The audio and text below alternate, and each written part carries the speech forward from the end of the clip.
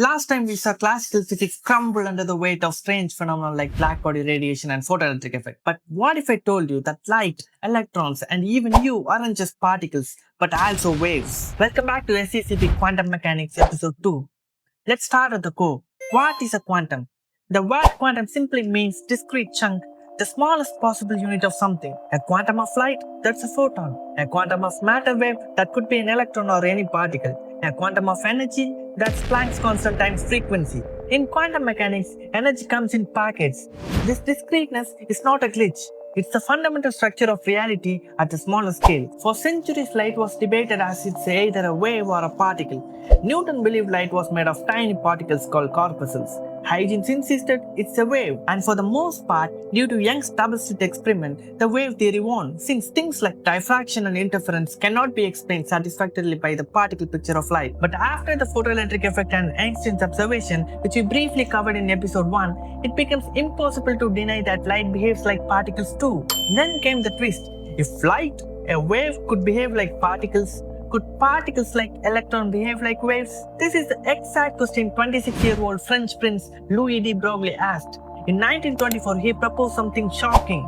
He said all matter has a wavelength. He gave this famous equation that de Broglie wavelength lambda is equal to Planck's constant divided by momentum of the particle. This wasn't just a wild guess. A few years later, scientists fired electrons at thin metal flames and saw interference pattern, just like waves. In other words, matter wasn't just acting like particles, they were showing wave behavior too. If you ask physicists to name one experiment that changed the course of modern physics, many will name the double-slit experiment. Here's the setup. You shine a beam, maybe of light or electrons, at a barrier with two slits. On the other side, you place a screen to record where the particles land. Let's say we project electrons. What classical physics expects is particles go through one slit or the other, two bright bands at the end of the screen. What we actually get?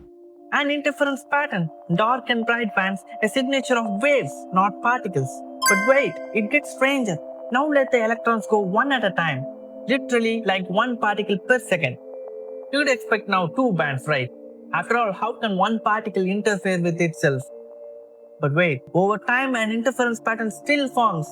This means that each electron interferes with itself as if it went through both slits at the same time. This is quantum superposition and wave-particle duality at action. A single entity acting like both a localized particle and a spread-out wave. Now let's make it more interesting. Let's add a detector at the slit to watch which slit that the electrons go through. Boom! The interference pattern vanishes. We are back with two bands, as if the electrons decided to behave classically because it was being observed. This is huge. Observation collapses the wave function. The moment you look, the electrons chooses a definite path. Before that, it's not in one place or the other. It's in superposition of the both.